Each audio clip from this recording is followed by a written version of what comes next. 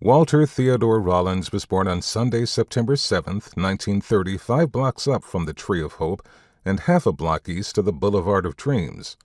The Boulevard of Dreams, which was 7th Avenue, got its name for the joyful music that reverberated up and down the expansive promenade.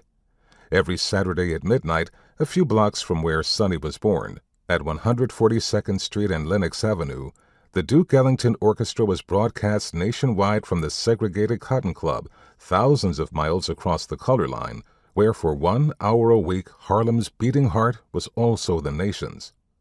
They called it the Tree of Hope because it stood right on 7th Avenue on the island in the middle of the traffic, Sonny recalled, between the Lafayette Theater and Connie's Inn, and people would go there and just rub it for good luck. It was chopped down in 1934. Sonny was delivered by a midwife. "I was born Sunday morning between 2 churches," he would recount during a 1993 concert at Carnegie Hall. One on 138th, Abyssinian, and AME, African Methodist Episcopal, Zion, 137th Street. Sonny's birth was one of his older sister Gloria's first memories. Walter Sr. could not be there. He had almost no furlough opportunities. "We all lived at 121 West 137th Street," she said of their first-floor tenement apartment. The modest building has since been demolished, but the photographs that remain depict a 5-story brownstone crowned by a cornice with an arched entryway, fire escapes out front, and large windows.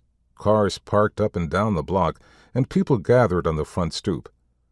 "I was looking out of the window, and I was watching the people going into church, and all of a sudden, when my godmother had come into the room and told me there was a new little boy up in the front room, I heard this carolin', and I had that kind of feeling inside me." Despite the preponderance of churches, Sonny would gravitate more toward finding the spiritual in the secular. "Harlem was a very vibrant place at that time.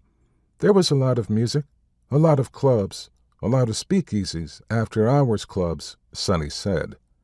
"It was a perfect environment for someone like me who wanted to be a musician. All my idols lived nearby." The Harlem Renaissance began to decline during the Great Depression, he recalled, but the Renaissance extended beyond that from the nightclubs that were still in Harlem, which were part of the 20s but lasted through the 30s and were still going strong.